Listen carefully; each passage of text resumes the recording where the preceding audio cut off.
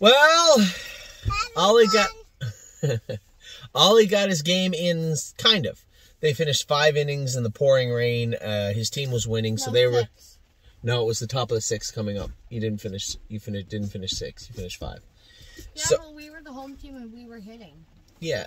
No. The bottom of the 5th was. Well, yeah, you were hitting. No, the bottom of the 5th was over. You got 4 runs. It was 10-4 going into the top of the 6th. So, Ollie's team was declared the winners. Now, they might get a game in. Adeline, they might get a game in tonight, but they don't know. The field's pretty wet right now, but the rain is supposed to dissipate as the day goes on. So, we'll see. I don't know how they're definitely not going to play at 5 o'clock on that diamond. I can assure you of that. There's 0% chance. They said that we're coming. They can come back all they want. Unless Jesus is in the grounds crew, that is not going to be played on today.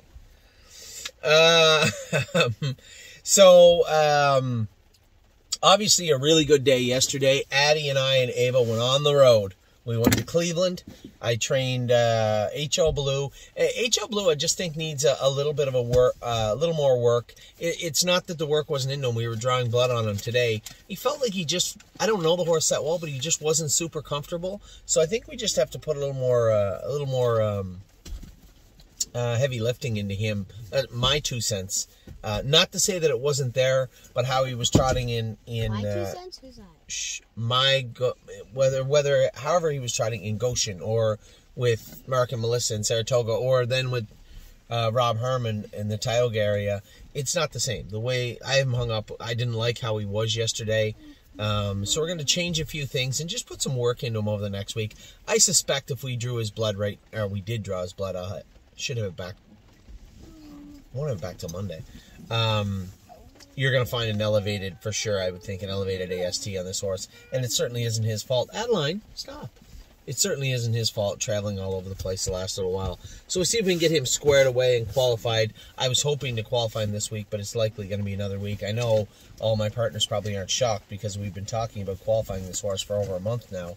But from my lips to your ears, I personally went with him. It's close, but it's going to take a little more work. Now, we also trained Militant. I was very happy with him. The hope and the plan with Militant is to get him in Pennsylvania next week so we can get the hobbles on him. Addie, shh. Shh. I'm going to talk about Crantini in a minute, honey. So Militant trained very well yesterday. I think he's coming into a hopeful start in Pennsylvania next week. Very, very sharp. But we have to get him started. So we get those 2 horses qualified or trained, and then we went all the way over to we left home at 6 o'clock in the morning, got to 6:10 or so, got to Northfield after stopping a couple of times around 11, trained the horses again. I told the girls I would take them to the jump place, the trampoline place. We went there, left there, went to the Meadows and raced Crantini, Horn Player, Austral, Hanover. All 3 of those horses raced fantastic. Crantini mentally is getting good. Maybe the best I've ever seen him. On the left line, hard finishing up. So physically, there's a little bit of work to be done. I talked to Megan and Tim.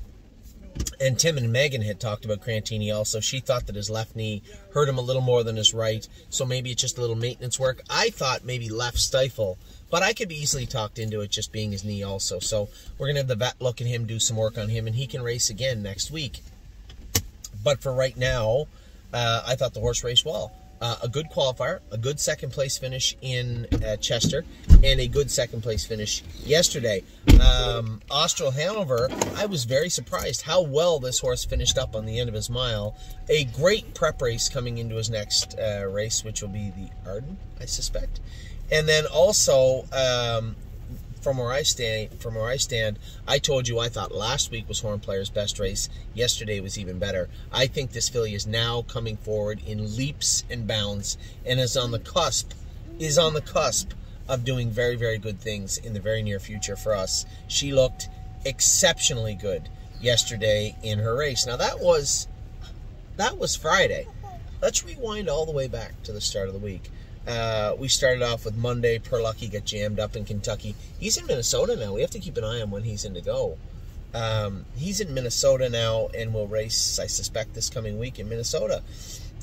Prince Charmer, I thought raced good. Sweeney, I thought was a little flat, but he'll be much better. Adeline Hope. Behave yourself, please. Sweeney was a little flat, but I suspect he'll be much, much better in your recent ones. It'll show it. Addie Bear. You got somewhere to go? Can you go back to Pennsylvania to watch your phone? No. Why do you want to go back to Pennsylvania? Looks No, it's gone. Your maps on your car is ridiculous. I don't know why they have a recent button. Like recent. Unbeatable Kemp, probably one of the better races of his life. That's always his mode, right? That is his race. You know, one of these times somebody else is going to think he's really, really racing well also. But for now, Cake, coming off a big win last week and looked very, very good. He's actually picked a winner, picked for second on Monday. So they have claimed the winners out of that class in the last little while. I don't know if they'll be lined up to ever get Kemp, but that's a great class for him where he's at. Renegade Gypsy, I thought raced well. Gypsy Hill was amazing. You know, I had some messages from people, a little pushback from people saying, I believe Gypsy Hill and Irresistible Sun should stay in the Sire Stakes. I believe that Sedona Hill should be in the Sire Stakes.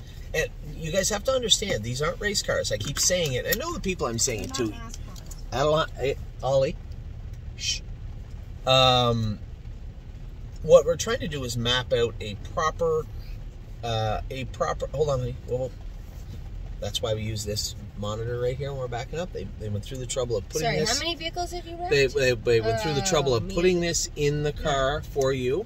So you just have to look. Just look down. Do not give me car tips. Look right down here. Look. Especially it's still right here. Look. Driving Another tips. car coming right here. Nope, I'm not accepting your driving Okay. tips. So Gypsy Hill, all those horses I just mentioned, I want them on their best all year long.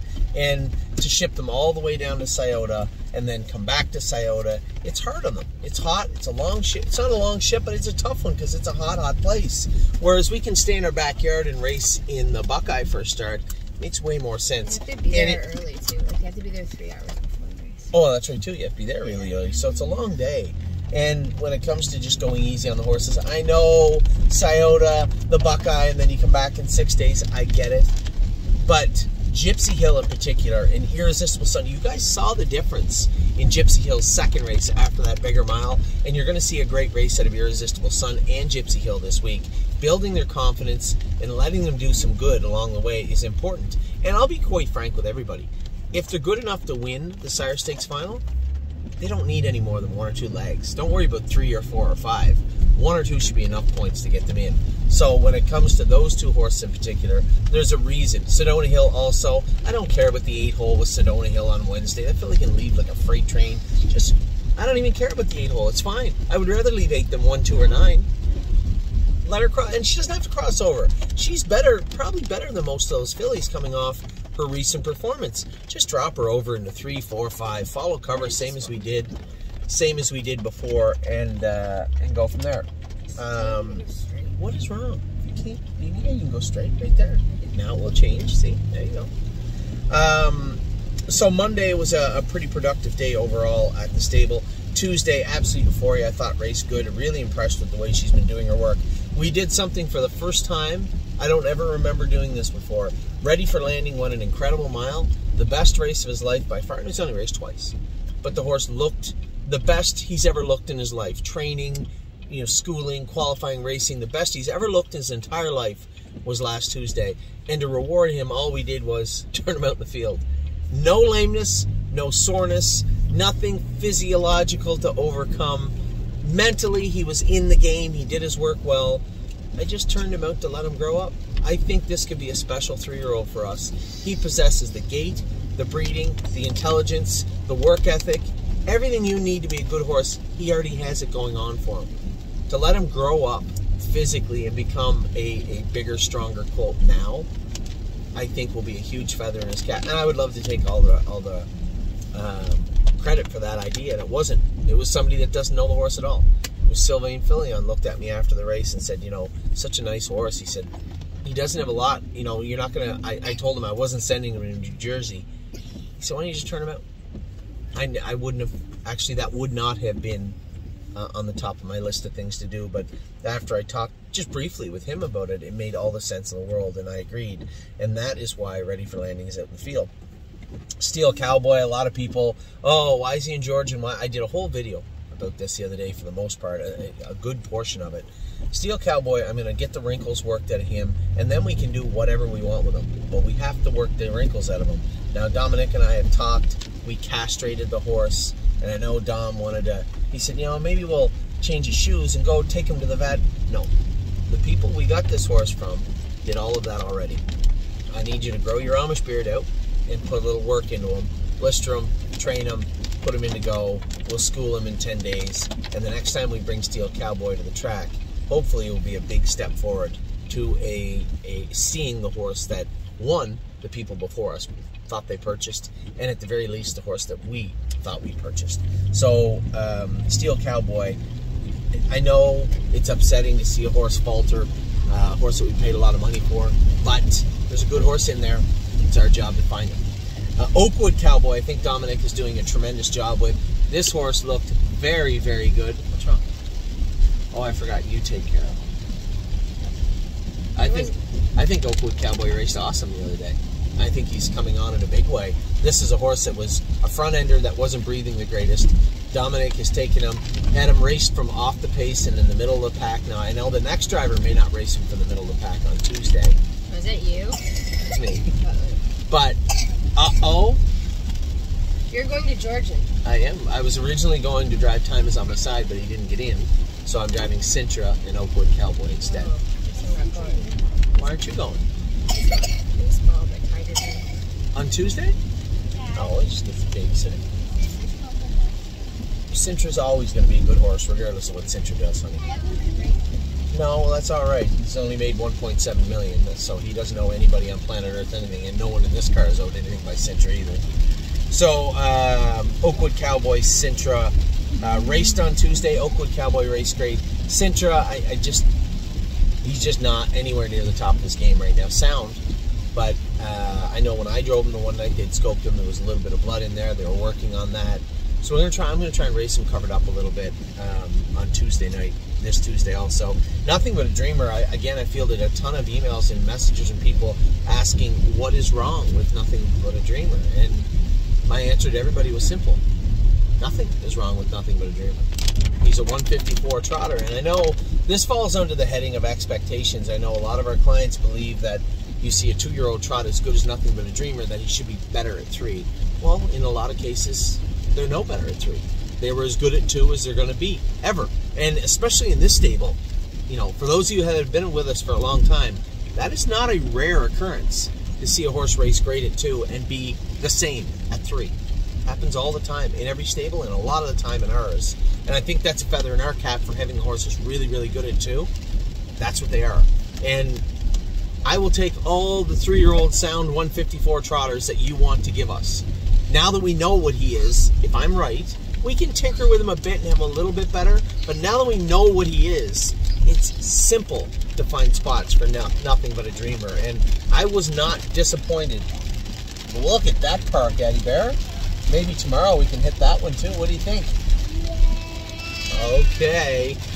I wasn't disappointed at all with the horse. In fact, I was rather happy with him. He felt strong.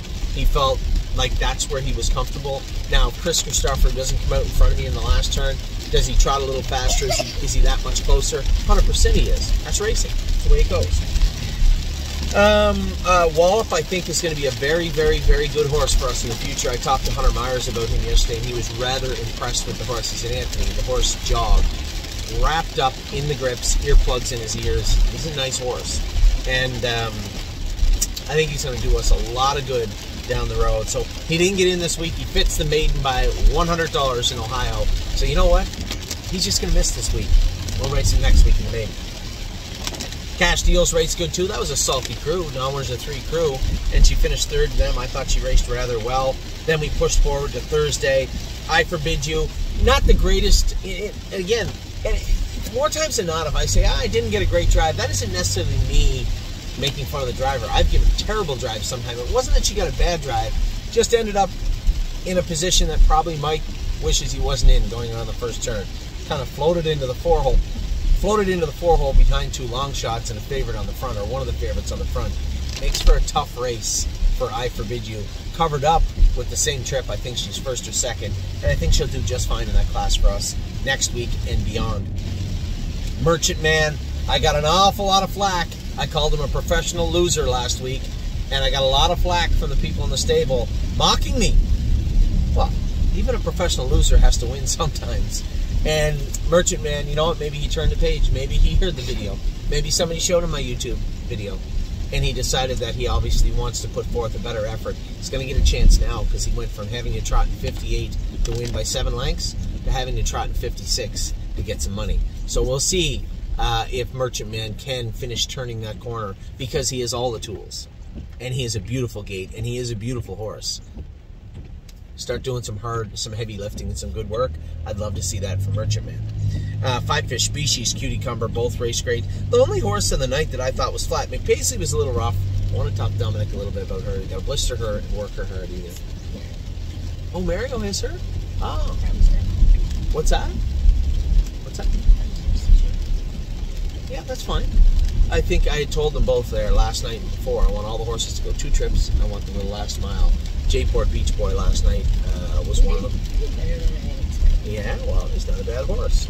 It was a big deal that I have that. So we'll talk about him in a minute. So McPaisley, I just think needs to be worked a little harder, warmed up a little harder, put a little blister on her. She'll come around. Looked like Sylvain was very tender with her on the end of the mile. Had she got away well, she probably would have got a big chunk of money in there. So she's going to be a player. All our pacers seem to be players. That Gandalf type situation where they're good enough, kind of, with the other horses. It's just so many good. That middle of the order in Ontario is just jam-packed full of talented horses. So it makes for tough racing sometimes for us. Both Winter Bells, I thought Winter Bells was flat, even though she did pace her last half in 55 flat. But I thought she should have been 1, 2, 3. Instead, hung out in 4th. We do have the flip-flops on her. We do have ways forward where I think she can generate a little more strength, a little more power. And one of those ways forward is to get those flip-flops off and just go to a full swedge. I don't think we need to go to aluminum right now, but again, that's a discussion I'll have with Dominic and see what he thinks. Just hearing the feedback, watching the race and hearing the feedback from James, that's the sense that I got. We'll see where Dominic lands on that this week. Now, we get to Friday. I think we raced 17 horses yesterday, and I really don't think that's Detroit, honey. You just drove through there last night. Quite a different view from Detroit on this side of the border. Look at that big ship. There's another one, guys. One of those big ships you were talking about. Look at the size of that thing. Yeah, that's the one I saw yesterday. Oh, you know that one. That's not a ferry. No, they're just giant transport ships. They're the ones that you see all the... Sea cans. Exactly, yeah. That's what I was talking about. Yeah, you were. So yesterday we raced 17 or so horses. Had a good day. I really didn't think anybody raced bad. Vaquero, yeah, watch your mouth. He's got rundowns that are really hurting him right now, that horse. It's odd. Once in a while you come across these horses, sometimes it will run down. And I had a talk with Nelly last night about them. They've done their best. When they got the colt, he came in with them. They were hurting them and sore. I didn't know that. Yeah, neither did I. Yeah, I didn't know. It was never brought to my attention. But, again, just care. Shoeing changes with him, and we'll bring him around. You know, for John, who owns a horse, probably going to have to wait a couple of weeks to see this horse race again. But, again, when I say was I disappointed, no. Because Adeline... Because I know what happened with Watch Your Mouth. Vaquero Blue Chip, I talked to Scott. I think the hobbles were just a hair too loose on Vaquero Blue Chip, and he'll fool you. You have to almost put them on him and say, geez, those look tight. That's where they go for him right now. And I think if he has them that tight yesterday, he's probably second, third, fourth, something like that. I don't think he was going to beat the horse that was coming to him when he made the break, but still a good race from him. So we'll start from the top. Victory Blue Chip was a winner. Great job by him. Lifetime mark. He was a winner. Vaquero made the break. Memory and Imagination only solidified what I've been telling everybody for a while. Pickpocket and him are the 2 best horses we have. He was incredibly good in his last race yesterday. I was so proud of him.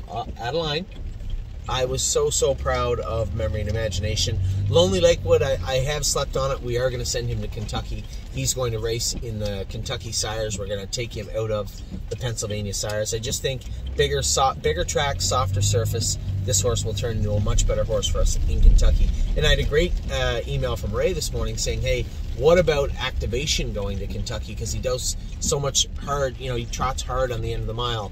I think Activation is suited good for Pennsylvania also. I don't think he's suited for the front end. And as I said yesterday, I almost wanted to pull over on the side of the road and, open a bag of chips and watch how is Scotty going to win the race with this horse on the front, because I didn't even want to put him on the front because I know how lazy he can be. But he just takes care of himself. He's going to be a good horse for us down the road. And a fair question, Ray. I get it. You're right.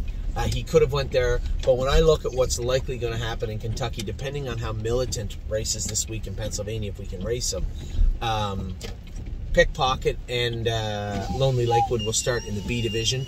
Now, hopefully, I would love to see Pickpocket graduate to the A division after that, but that will be up to Pickpocket and the surroundings, right? The atmosphere in Kentucky. If we have some killers there, then not really in a big hurry to get Pickpocket up into the A division. But if we have an opportunity to do so and it makes sense, then we will.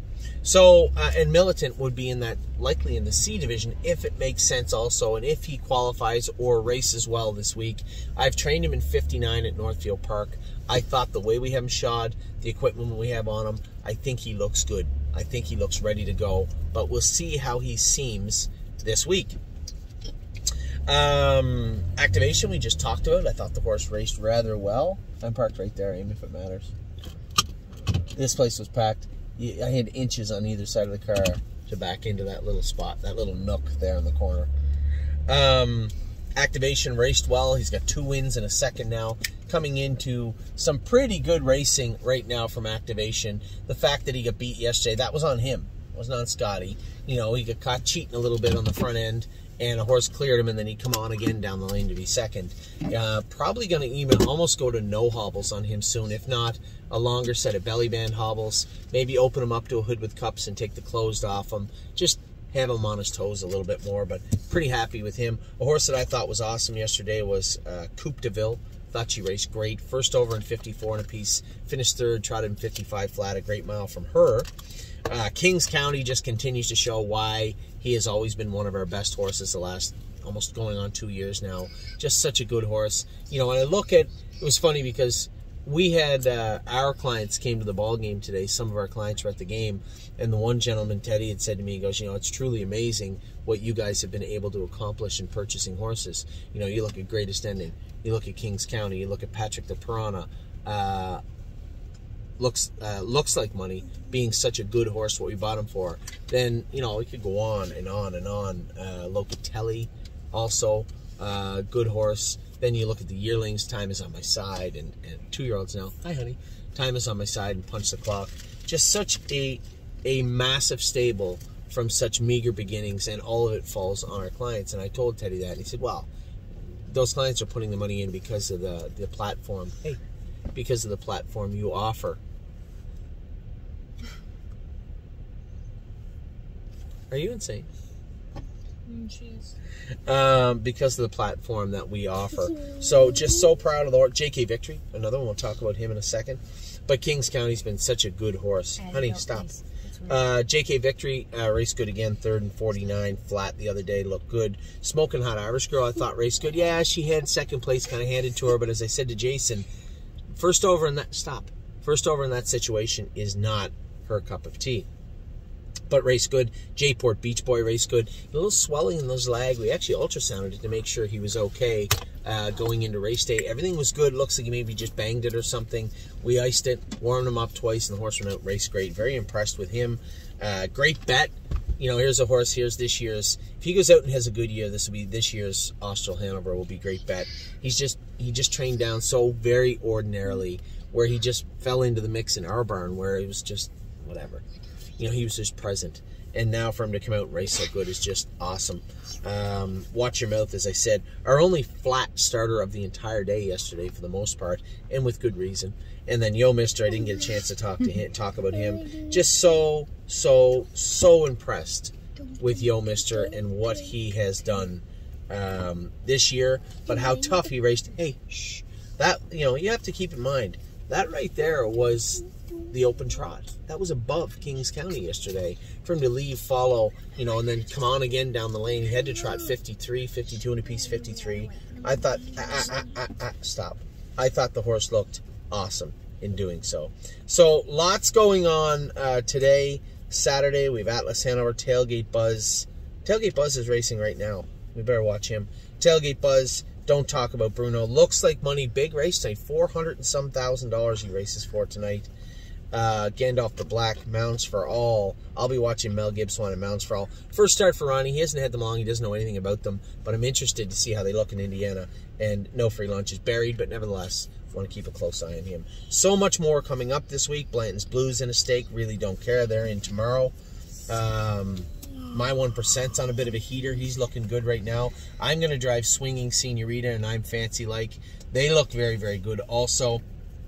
We have J.K. Mickey Mantle making his first start in Ohio at Northfield Park on Monday. Spitfire Overseas is racing also at the Poconos on Monday. And Unbeatable Kemp coming in razor sharp with a win last week, looking to build on his great run so far. And as I said, to close out this calendar, to close out this video also, Tuesday we got White Tiger, who's been racing very good. Like to keep that going. I'm going to drive Oakwood Cowboy and Sintra in Georgian, and we got Renegade Gypsy at Mohawk.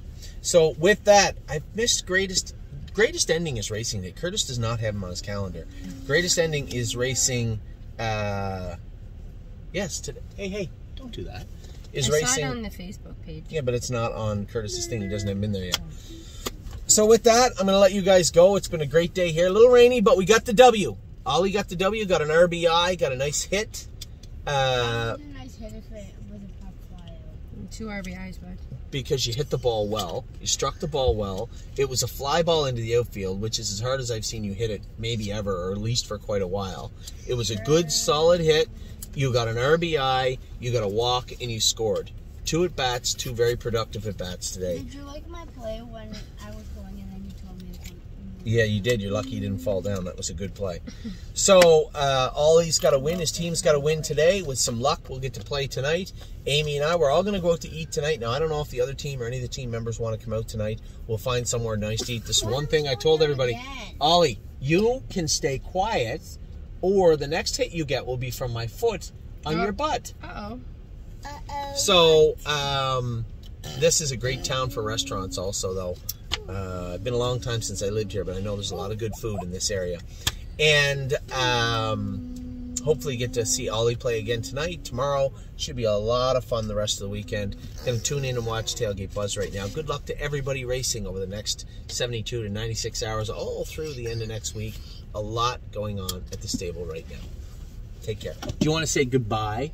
Bye, baby. Bye.